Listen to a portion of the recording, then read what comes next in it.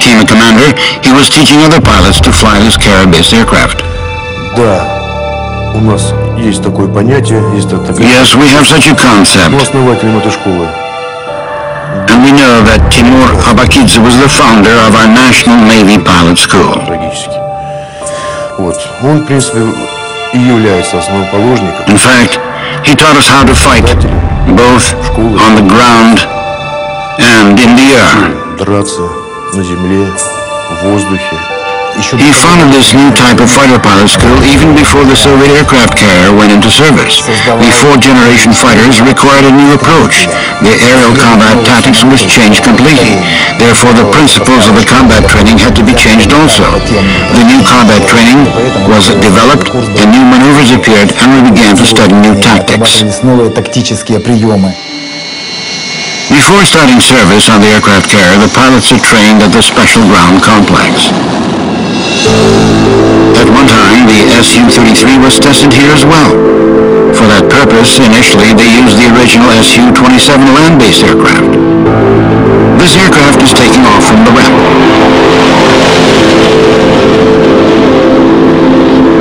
And this is its predecessor. This aircraft is called the T-10-3. It's the third copy of the initial aircraft configuration. This is a unique aircraft in its own way. It was made not in Moscow, but at the Komsomolsk-on-Amur aircraft plant. It is this plant that became the main aircraft plant for production of the Su-27 aircraft family. There was a lot of work to do. To provide smooth braking after deck landing, a lot of tests were conducted. These included aircraft structural strength and arresting equipment load. In 1983, for the first time in the history of our aviation, test pilot Fostovitz on the MiG-29 and test pilot Sadovnikov on the Su-27 took off from the ramp. These takeoffs proved that takeoff from the ramp is possible and the aircraft behaves steady. When we started to perform the first ramp tests, it was always surprising for me how the 30-ton aircraft took off from the ramp, climbing smoothly without losing altitude. More than that, we had to change a Navy pilot manual. In this manual, we had to write down that after takeoff, a pilot must wait 4 seconds. 4 seconds later, the pilot gained the speed. The aircraft is controlled on. It's possible to begin combat mission. The first deck landing was performed by Viktor Pugachev. It was on November 1st, 1989.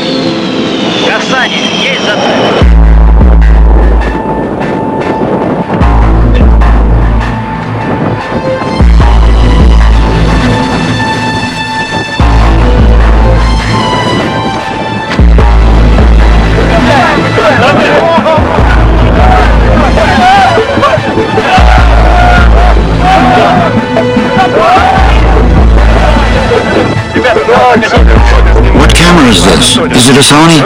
Make one copy for me, please.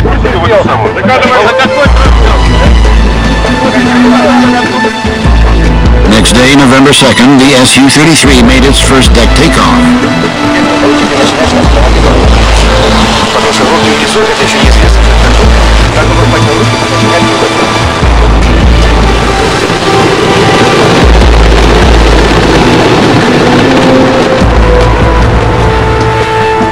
But this takeoff created quite a big problem. When Pugachev turned the afterburners on, the blast fence couldn't hold their power. The fence was partly destroyed by the pressure of the fighter jet blast.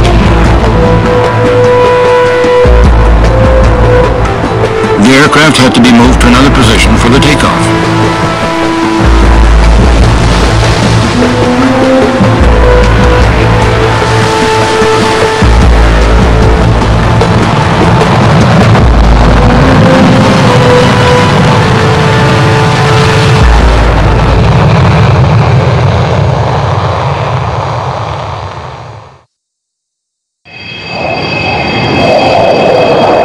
The frontline bomber Su-34 stands aside from all the numerous Su-27 fighter versions. However, for a person who is not well familiar with different airplanes of the Su-34, relation to the family of the Su-27 aircraft is not obvious. especially that each of these two aircraft has a different purpose. They are also externally different indeed.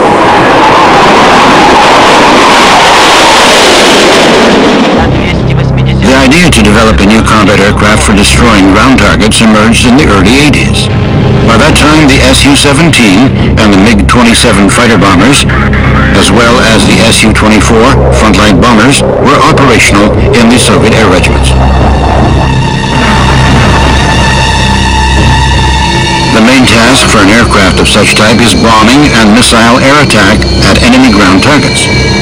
For the flight mission, these aircraft usually fly under the cover of fighters because their own capabilities to resist an air attack are limited.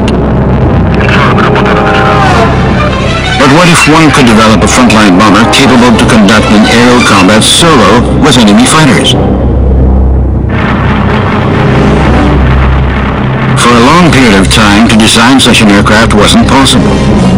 Otherwise, they had to give some aircraft characteristics up in favor of its combat load.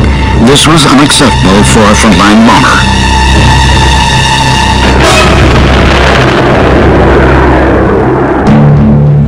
Only with the Su-27 these contradictions were solved. This aircraft met all the requirements. Decent flight range, impressive combat load, excellent maneuvering characteristics. Given the frontline bomber specifics, it was necessary to modify the fighter. Initially, the Su-34 was called the Su-27EB, where in Russian the last two letters stand for fighter bomber. The future aircraft prototype first flight was made on April 13, 1990. The aircraft was piloted by test pilot Anatoly Ivanov. The most extensive structural changes were made to a front part of the aircraft fuselage. Two crew members sit next to each other. To be more precise, they sit side by side. Such arrangement of the seats makes it easier for a pilot and his navigator to communicate with each other during long flights. Total time of the Su-34 flight mission with air refueling can be more than 10 hours. It's important to feel a shoulder in your crewmate during such flight. When they need a rest or something to eat, crew members can take turns. The cockpit height allows the pilots to stand up during the flight. There's enough space to stretch, to squat in the Su-34 cockpit. It's very important for the aircraft crew during long-distance flights to have extra space in the cockpit. Crew members enter the cockpit in quite an original way. To enter the Su-27 cockpit, the canopy is lifted, while in the Su-34, a pilot must climb through the well of the front leg wheel. On March 28, 2009, the President of the Russian Federation, Dmitry Medvedev, made a familiarization flight on the Su-34 aircraft, piloted by Colonel Yuri Gritsayenko. He described the capabilities of the aircraft to the President. The maximum takeoff weight of this aircraft is 45 tons. 45. This Su-34 is sort of a mixture of different aircraft types. It can be used as a fighter because it was built on the basis of the Su-27. It can also be used as a frontline bomber like the Su-24. Its combat potential is similar to a bomber and also has a similar bomb load like the Tu-22 bomber. The Su can perform long-range flights because this aircraft is equipped with an air refueling system. What are the distances? Without air refueling, the flight range is 4,250 kilometers. With one air refueling, it's 7,000 kilometers. Every air refueling increases the aircraft flight range. This aircraft can fly non-stop from Moscow to Vladivostok and back. Su-36 взлетно. Su-36 разрешено взлетно?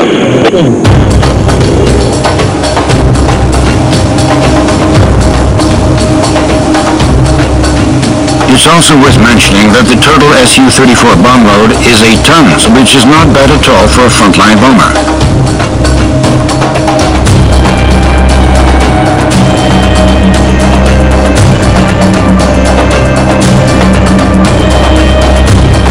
Strike aircraft combat missions are very specific. The long flights are often performed at low and extreme low altitudes. It's safer to pass through the enemy air defense system that way, and it also makes the strikes more effective. reliable air defense missile systems and even small arms are a big danger for the aircraft at such low altitudes. Therefore, the Su-34 cockpit is a titanium armored capsule. Other vital parts of the aircraft are also armored, which means this aircraft can also be classified as a ground attack airplane, such as the Su-25, for example. At the same time, the Su-34 frontline bomber is able to stand for itself in aerial combat. This aircraft is very maneuverable, and its maneuvering characteristics are inherited from the flanker.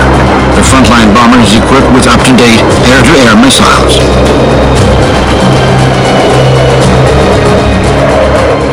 The Su-34 maneuvering characteristics are close to those of the Su-27. For a pilot, the Su-34 is like a fighter. This aircraft is very maneuverable and very easy to control. In the end, all the work on the aircraft modification increased its weight. As it was said before, the Su-34 maximum takeoff weight can achieve up to 45 tons.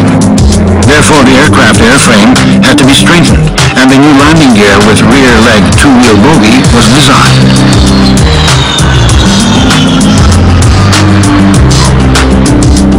At landing, first the rear wheel touches the runway, then the front one.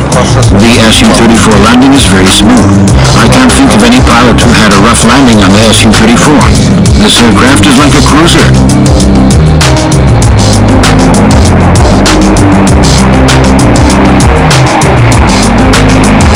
The aircraft became operational in the Russian Air Force in 2006.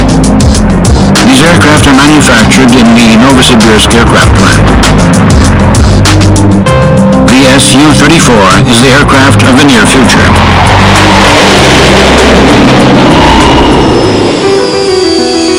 In 1999, another Sukhoi family fighter modification was developed. The crew seats arrangement is similar to the Su-34 aircraft. There is an arresting gear in the rear part, which means this aircraft is carrier-based. This is the Su-27KUB, and its carrier-based combat trainer. With its capabilities, this is an aircraft of a new era. However, by the time we were producing our film, this aircraft existed in one copy. Only time will tell the Su-27KUB future. But it's not the matter of the aircraft future alone. The Su-27KUB is another evidence that the Su-27 aircraft has a unique development and upgrading potential. All the more, as the new century was approaching, the Sukhoi fighter family continued its development, and its new versions were about to make their appearance.